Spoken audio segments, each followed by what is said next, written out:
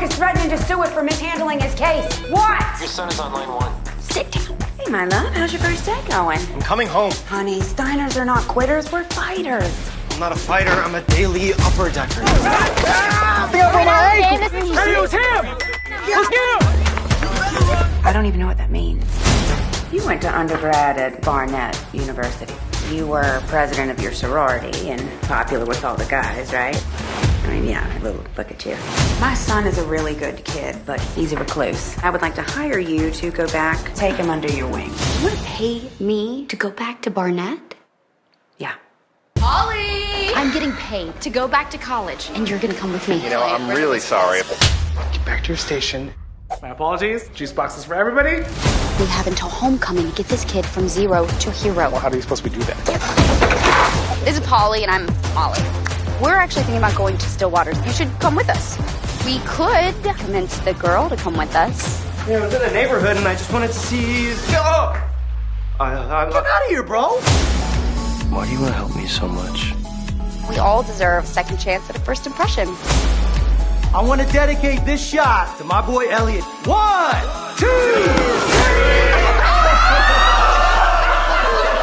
Jesus! You won't step foot in here again. Care to make a wager on that? Booze Cathlon. If we win, Elliot gets a bid. And if I win? How about? Keys? Yes, the whole car, moron. You're on.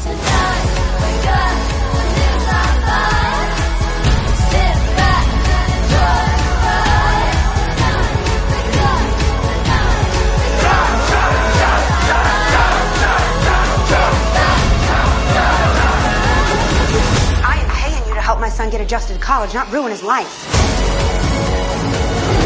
Just think of me as your little Jiminy Cricket.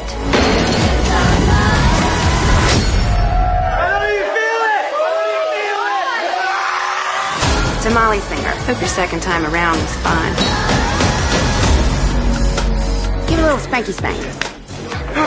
And that, son, is an important lesson in consent.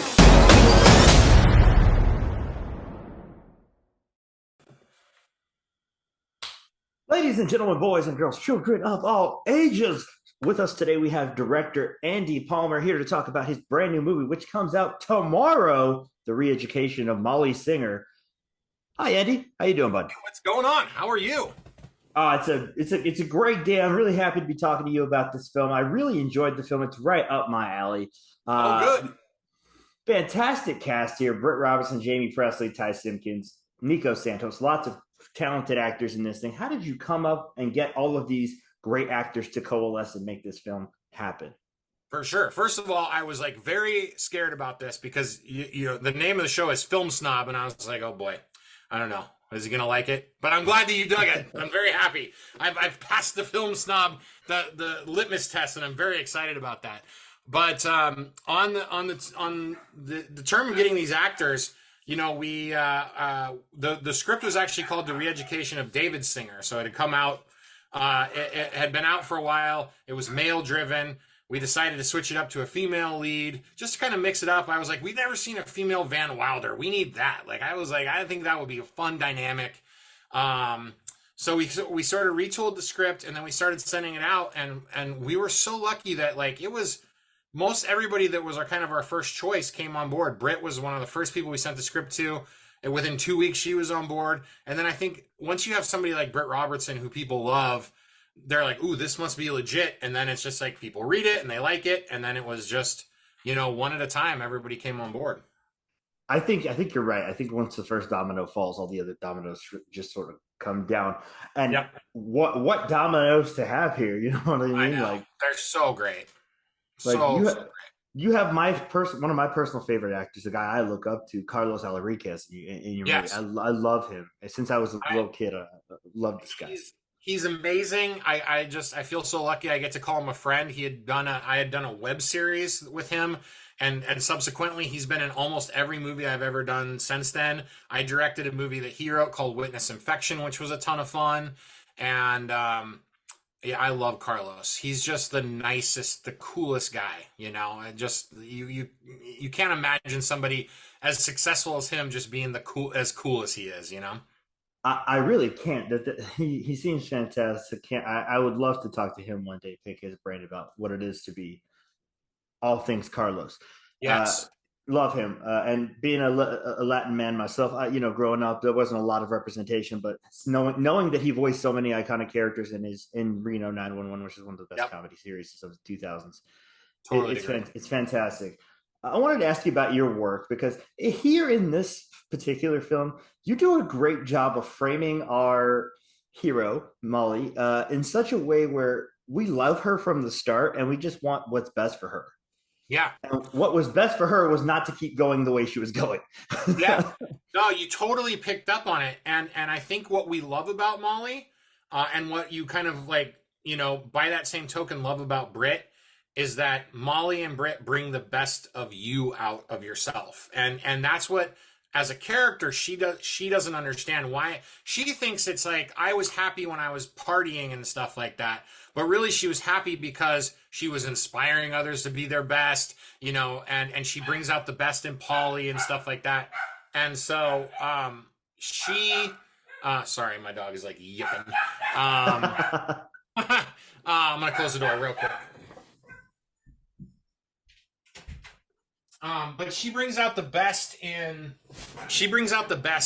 everyone around her, but she's in a job that only sees people at their worst, right? Like nobody comes out of the boardroom at divorce court and goes, "Whoa, man, that was the best time of my life," And so her journey really has to take her out of that career that she thinks she's supposed to have to what she's like really supposed to do.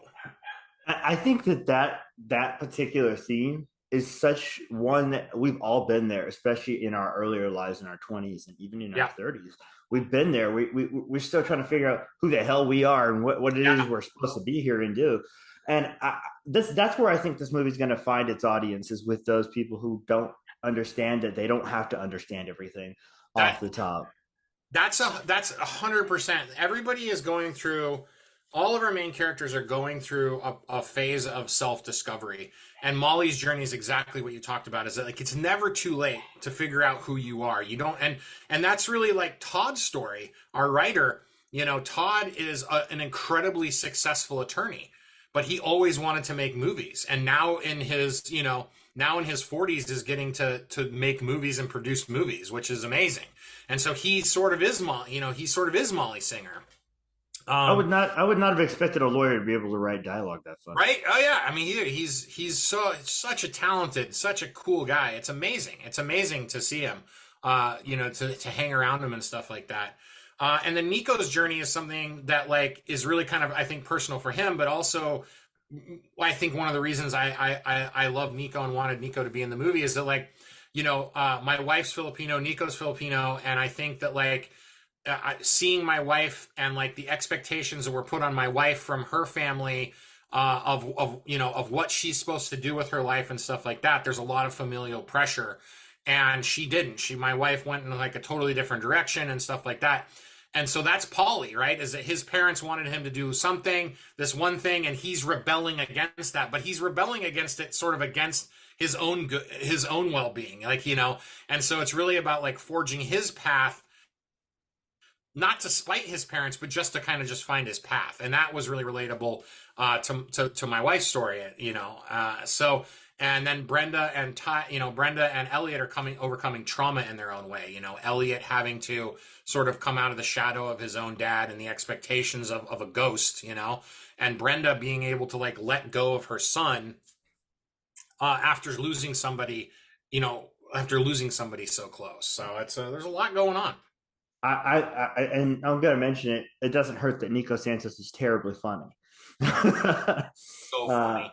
And Jamie Presley is brilliant here. She's so good. Yeah. And as we watch the movie unfold, we kind of see those bootstraps loosening, and it's a beautiful thing to see. And I think you did such a great job of harnessing all that and picking the right moments for those things to happen. And that comes down to you, and it comes down to your editing team getting that just right.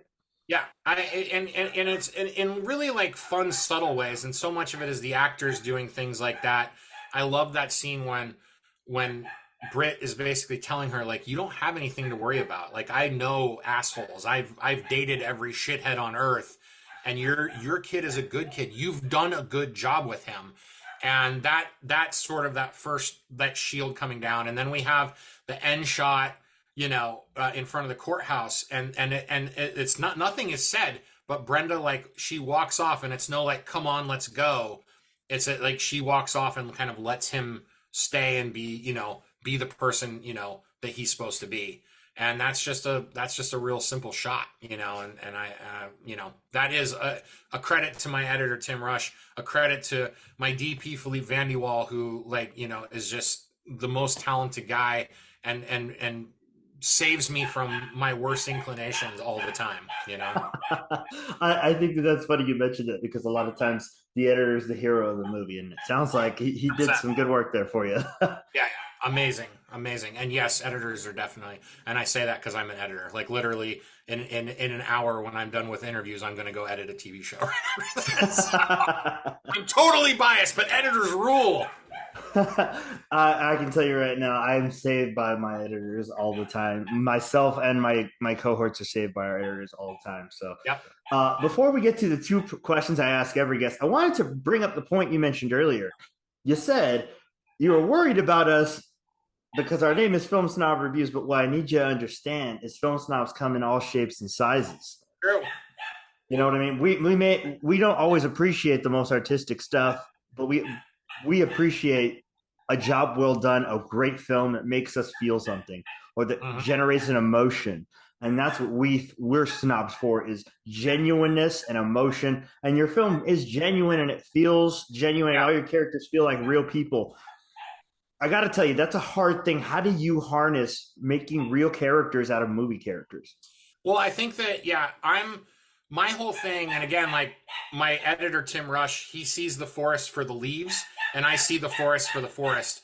My biggest strength as a director is seeing the big picture and feeling tone. And for me, like, the words of the script aren't as precious as the tone of the scene. And so, you have to, the characters have to strike this right balance. Molly can't be the big, boisterous, over the top, except for in a few little key places.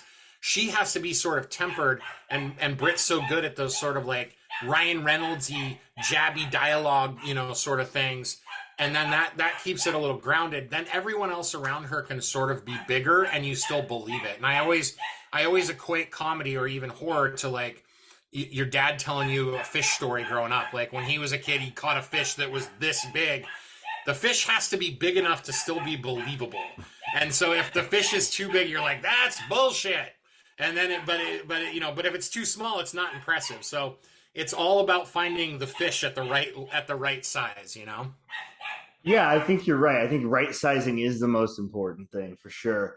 I wanted to ask you the two questions I ask every one of my guests that I have in front of me. And they're really hard questions, but I think you're up to the task. The first one is, who are people that you look up to? What does that be as in your daily life, or as a creative? Who are people that you look up to as inspirations? Yeah, for sure. The first person I look up to is my wife. My wife and I come from two incredibly different backgrounds. I was very, very fortunate, and I love my parents for it. But my life was very Mayberry RFD. I mean, I grew up very, stable, and I lived in a small town, and everybody knew everybody, and it was just that sort of environment, and I was very cared for. My wife grew up, it was hard. It was much harder for her. She had a lot more challenges. She moved from the Philippines when she was 10, so she has to overcome language barriers and all sorts of different challenges. And she put herself through college. She put herself through grad school. She has a master's degree. Like, I look at her strength every single day, and I'm in awe of what she does, and also puts up with me. And my crazy dogs that you hear outside the door right now for some reason. So that's probably the first person. On a professional level, there's a lot of people I look up to. The people that I look up to the most, and there's not one single person. I've been really fortunate to work with a lot of different people, but anybody that's kind. I think that, like, it's so easy to get really jaded in this business. You get sort of spoiled when you're doing projects like this, and it's real easy to become short and, you know, terse with people and not kind. And the people that I look up to the most are the ones that are just the nicest. You know, Paul, you talk about like Paul Soder. You know, we were at dinner one night, and this guy, we're eating dinner, and this guy walks through the window, and he stops, and he sort of backs up, and he like looks into the window at us, and then he opens the door, and I'm like, what is going on here? And he goes, meow, and he runs out the door. And I was like, and Paul is the guy, the meow guy from Super Troopers. And I'm like, and I look at him and he goes, yeah, man, all the time. But he just, but when people come up to him and they go, oh, you're the guy, you're that guy. And he goes, yep, I'm that guy. And he's just so cool about it, you know, and I love that. I'm not gonna lie to you, I would not react that way. I would, you know, yeah, it's I'm weird. not It's as just, nice. not natural thing, you know, but the people that handle it with such grace are amazing. That's hilarious. I love your answers. I wanted to mention one thing real quick before I get to my other super difficult question, because I have the time to do so. Yeah. The world is such a small place. When I was looking at your other movies, Witness, Infection, I've interviewed like half of that cast this year. Oh wow, that's crazy. Maurice, such good voice actors, right? Yeah, Maurice. I've interviewed Maurice. Aaron Hayes I had earlier this year. They're both wonderful. Yep. So it's really funny. I looked at your cast and I was like, I've met like 90% of the people in this movie, and now I've got the big man, the director, in front of me here. Nice. And awesome. And it's, to me, it's not a wonder you were able to acquire these people. You seem like a really nice guy, lovely guy. Thank you. But I'm about to do you dirty, and I'm about to ask you the hardest question of the day. Yeah. You can only watch 2 movies for the rest of your life. What 2 and why? I would watch Roxanne. That's my favorite movie of all time. I watch it. I watch it a few times a year. It just makes me laugh. It makes, you know, it's so heartfelt and stuff like that. The other one that I absolutely adore that I could watch, and I don't know why it's total opposite, but I watch it all the time. Fucking Man on Fire. Like something about Denzel and Tony Scott and Mexico City and the way that they shot it and stuff like that. I watch it all the time, and I don't know. I just like Denzel wreaking havoc, man. I mean, Tony Scott is a master. I'm sorry, he is. God, so much. So much. And he's fantastic. I love those picks because, again, usually we get this juxtaposition answer, and you have 2 movies that are diametrically different. You have My on Fire, which is this intense Denzel thriller about child trafficking, and then you have Roxanne, which is Cyrano de Bergerac with Steve Martin. Yeah, exactly. Yep, exactly. I love both of those choices. I think most people are a little surprised when I know what their picks are. What are your picks? Mine, okay, so I answer this question a lot, and the answer is always the same. Eternal Sunshine of the Spotless Mind. Oh, so good, dude. And It Happened One Night. It Happened One Night. What was that one? 1934, directed by Frank Capra, stars Claudette Colbert and Clark Gable. It was the first picture to ever sweep the Oscars. No kidding. I've never seen it. I need to see it. Add it to your list immediately. If you've ever seen a romantic comedy, everything that you know about romantic comedies came from this movie. I will 100% watch that now. See, this is what we're here for. I might be, you know what I mean? Like, I love it, dude. That's what we do. That's why I love that question, because I get to know a little bit about you and your taste. But sometimes you point it back at me, and I get to tell you mine. I love it. I love that. What I want to know is, if somebody's unfamiliar with your picture, which comes out tomorrow, why should they check it out? And 30 seconds. Sure. They should check it out if they want to, for 2 hours, laugh their butt off, but also, get to think about, like, maybe get to reflect on who they are, and maybe they're not doing exactly what they want to do with their lives, and realize that it's just never too late. It's never too late to make that first impression, right? I think that's exactly right. It's existential Van Wilder, and I think it's really well done. And Andy Palmer, is there anything you want to say to the people out there that maybe are on the fence about themselves or about your film?